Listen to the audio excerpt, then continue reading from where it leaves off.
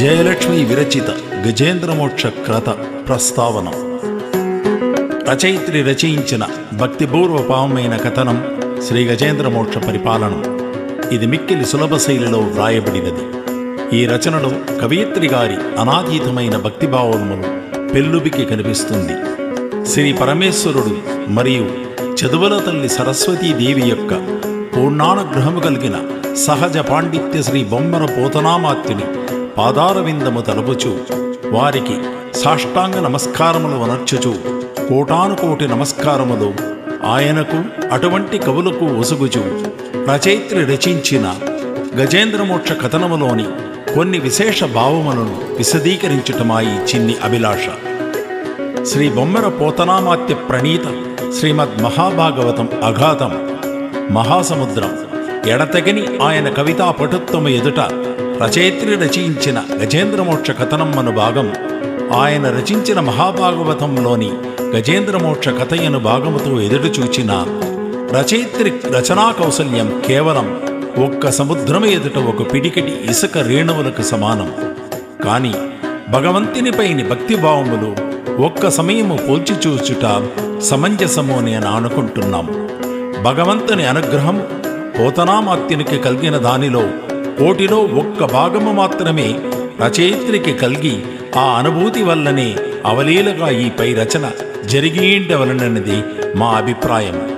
కావున భక్తి భావమును ఒక్కటినే ప్రధానముగా ఎంచుకుని రచయిత్రి వ్రాసిన శైలిని భావాలను బొమ్మన పోతనామాత్యుడు రచించిన గజేంద్రమోక్ష ఘట్టనతో పోల్చి చూసి ఆనందపడవలననియు ఆంధ్ర భాషాభిమానులకు ఆ ఆనందాన్ని అందియవలననియు మా చిన్న కృషిని మీరు అంగీకరించి ప్రోత్సహిస్తారని ఆశిస్తూ వీటిని మీకు అందియవలనే ప్రయత్నాలను చేసుకున్నాం. ఈ కృషి అసమంజసమని మీరెంచక ఆదరించమననిది మా మనవి. శ్రీ పరమేశ్వరుడు మేము తీసుకున్న ఈ చిన్ని చనువును క్షమించి మమ్మాదరించనని ప్రాధేయపడుచు ఆ మహనీయుడైన శ్రీ పోతనామాత్యునికి సాష్టాంగ ప్రణామములిడుతూ ముందుకు జరుగుతున్నాం. బొమ్మర పోతనామాత్య ప్రణీత పద్యములలోని ఒకటైన అరవైకుంఠపురంబులో నగరిలో నామూల సౌదంబులో దాపర మందారవనామృతామృత సర కాంతేందు క్రాంతోత్పలోత్పల పర్యంత రమా వినోదేగు నాపన్న ప్రపన్నుండు విహ్వల నాగేంద్రము పాహి పాహి అని కుయ్యాలించు సంభ్రమియ్యి. జయలక్ష్మి విరచితము. లక్ష్మీదేవితోను లక్షణ గాత్రుండు సరసమందియున్న సమయమందు పాహి పాహి అనేటి బహుదీన కరిమరల్ ఆలగించనంత ఆదిపురుషు గణవైకుంఠపురమ్మున కనకపు నవరత్నమణుల కాంతిన మించున్ గణసుమసయ్యన శ్రీహరి వనజేక్షణ తేనుకేళి వసమునయుండెన్. బొమ్మర పోతనామాత్య ప్రణీతమైన మహాభాగవతంలో గజేంద్రుని యొక్క బాధలను తెలుపు ఘట్టం. లావు కింతయ్యలేదు ధైర్యంబు విలోలంబయ్య ప్రాణంబులుంటావుల్దప్పెన్ మూర్చవచ్చ తనువుండస్సన్ శ్రమంబయ్యడిన్ నీవే తప్పని తప్పరంబెరగ మన్నింపందగుందీనునిన్ రావే ఈశ్వర కావవే వరద సంరక్షింపు భద్రాత్మక. జయలక్ష్మి విరచితము. కుచిత కంఠంబాయ కువలయ నావనా కూరడంబు సేయు వారు లేరు ముర్చకల్ గడితీరు ముట్టడించెను బాధ ఎంచి చూడగవేల ఇప్పుడు నన్ను ముంచు నీట మకరి మన్నిసన నీవేళ ప్రజ్ఞత పెటివేళ భక్తవరద తన్నుమరచున్నట్టి తబ్బిబ్బులాయను తడవచే ఎకరావే ధర్మవిహిత అక్కటా నీవి హరినాకు దిక్కుపాహి గ్రక్కునను వచ్చి కాతువో కరుణపాహి దక్కలేదు నా ప్రాణంబు దైవపాహి పాహి ప్రాణము రక్షించు పాహి పాహి. శ్రీ బొమ్మర పోతనామాత్య ప్రణీతము. సిరికించప్పడు శంకు చక్ర యుగమంచేదో ఈ సంధింపడే పరివారంబును జీరడుగు అభ్రగపతిం బన్నింపడాకర్ణికాం కరదమ్మిల్లము జక్కనోత్తమ వివాద ప్రోత్తచ్చు శ్రీకుచోలోపరి చేలాంచలమైన వీడుడు గజ ప్రాణం వనం ఉత్సాహి అయి. జయలక్ష్మి విరచితము. దిట్టుండైనటి వినత పట్టిని పిలువడు దయాబ్ది పయనంబునకన్ కట్టిన పీతాంబరమది అట్టే పొరలంగ వచ్చ నాకరి కడకున్ సంకూచక్రమునైనను పంకజనాభుండు చేత పట్టడు పాద పంకజములతో పరిగిడి సంకటమును తీర్పవచ్చే సరగునకరికిన్. శ్రీ బొమ్మర పోతనామాత్య ప్రణీతము. తన వెంటన్ సిరి లచ్చి వెంట నవోవ్రాత వ్రాతమన్ దాని వెంకన పక్షీంద్రుండు వాని పంతును దను కౌమోదకి సంక చక్రని గాయంబును నారదుండు జుదనీ కాంతుండు రావొచ్చిరి రొయ్యన వైకుంఠ పురంబనం గలుగువా రాబాల గోపాలమను. జయలక్ష్మి విరచితము.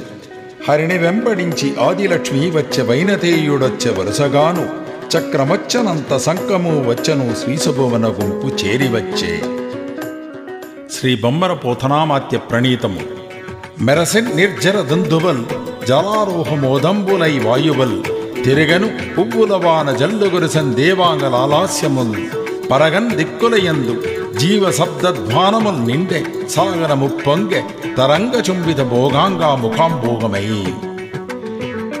జయలక్ష్మి విరచితము. దేవదందుబల్ మ్రోసెను దివినియపుడు కరిణిగాచిన శ్రీసుపై గరిమెమీర అజబవాదుల మున్నగు అమరులెల్లా పుష్పవర్షంబు కురియించి పొందుగాను. పైన పేర్కొన్న పద్యములు కొన్ని మాత్రమే. ఇటువంటి అనేక పద్య భావములు ఇంచుమించు ఒకే విధముగా ఉండు పద్యములు కొల్లలు. చాలా సులభ శైలిలో పై పద్యములను పామరులు కూడా సులభముగా అవగాహనము చేయుటయే ఆమె ధ్యేయము. సహజ ప్రకృతి సౌందర్య వర్ణనము అనాతీతముగా ఉన్నది. కుదురమొక్కటియు త్రికూటంబ నేపేర బరగుచు నుండును జరులతోను మూడు శృంగములతో చూడసో వితముగా బంగారమయమతో ప్రజ్వరిల్లు దుర్గము పైనుండి దుమికేటి సెలయేర్లు ధణధణ శబ్దాల ధరణిపారు నవరత్నములతోడ నాసికన ములకాంతి పదిదిక్కులనతి ప్రజ్వరిల్లు పుష్పశాఖ ఫలభరిత భూజములను ఒప్పినట్టి లతలు కూడి మొక్కలలరా క్రీడసేసేటి కిన్నరా జయముతోడ కూడియుండు నా ప్రాంతంబు కొమరినొప్ప పగడలతలు మారేళ్లను సొగసగు గన్నేరు మాలతులు జాలారిన్ వగ వాసన గల ఏనకి అగణితముకు తీగలు కలసనైందున్ మహిషదేను వృషభమర్కట మాతంగ వ్యాఘ్రహరిణ సింహ వనవరాహ పునుగు పిల్లలును పూనిబల్లూకముల్ జంబుకంబులుడత సర్పములను నిండు కొలనులందు పుండరీ కమ్ములు వికసిత కమలములు వేడుకలరా రాజహంసలోను రమణీయమయ్యొప్పు తెల్ల కలువలుండు కొల్లగాను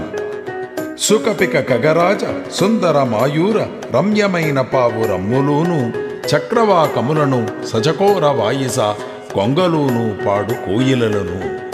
సంక్షిప్త శ్రీ మహాభాగవత గర్భపూరిత పద్యము.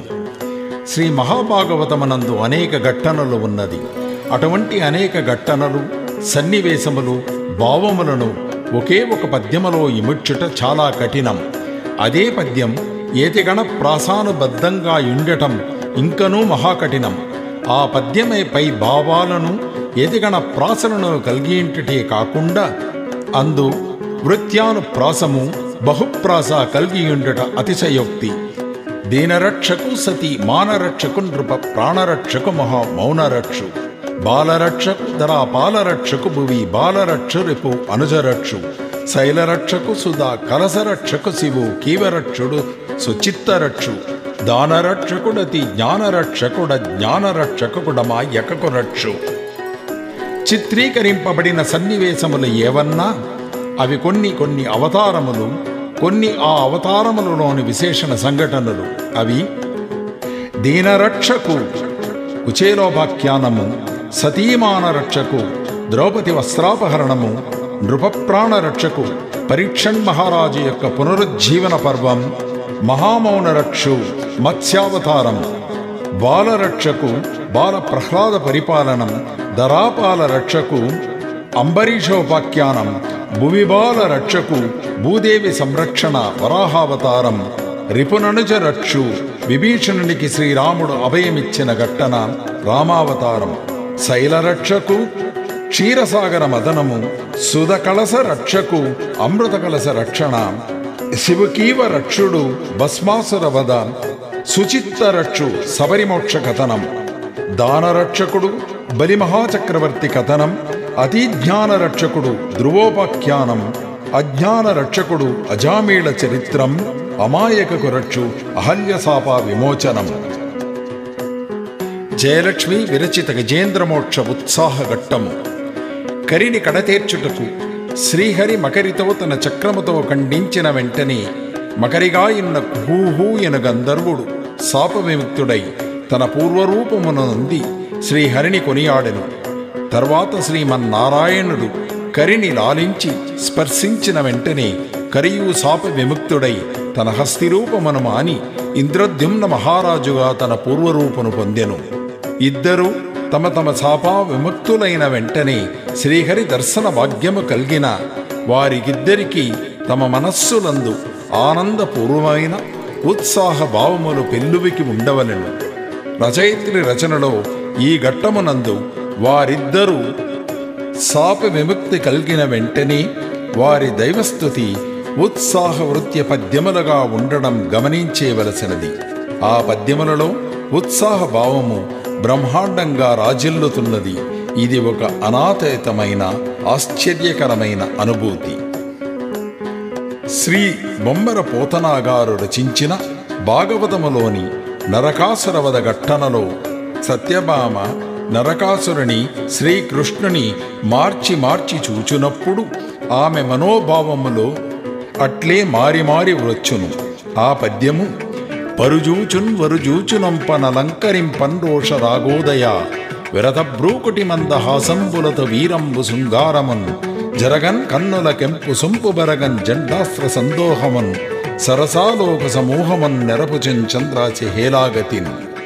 పై పద్యములో సత్యభామ శ్రీకృష్ణుని నరకాసురుని చూచునప్పుడు ఆమె మనోభావములను మహాకవి బొమ్మర పోతనామాత్యుడు మార్చి మార్చి చాలా మనోహారముగా వర్ణించినాడు.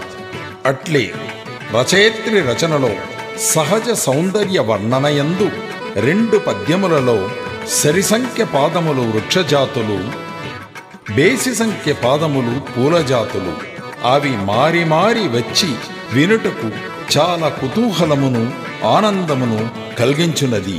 ఆ పద్యమేమన్నా పన్నీరు జాజలు పొన్నలు పొగడలు బదరినే రేడులు పనసవకుడ పారిజాతమ్ములు పాదిరి తాళలు మరువక బిల్వముల్ మధురచూత గుజ్జంగి కురివేలు గోరంటి పదనను వటము తమూలాలు మాతులంక మల్లెలు మొల్లలు మందార జాజులు ఖర్జూర ద్రాక్షలు కదలితాల పుల్లపాటలి పటలి బిల్వాలమకము దాడిమీ నింబ అశ్వత్థ సాలత్తి క్రముక చందన వంజుళ జంబుపోక కేతకీ కరవీరగుల్ గింజపదలు.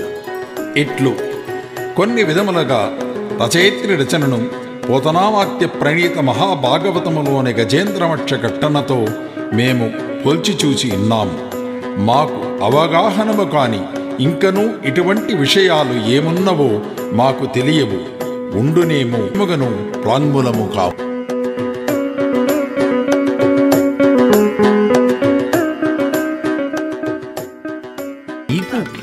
ఆ శ్రీమన్నారాయణుడు అష్ట ఐశ్వర్యములు సకల సంపదలు ఆయురారోగ్యములను ప్రసాదించమని ప్రార్థిస్తున్నాము. సెలవు. నమస్కారం.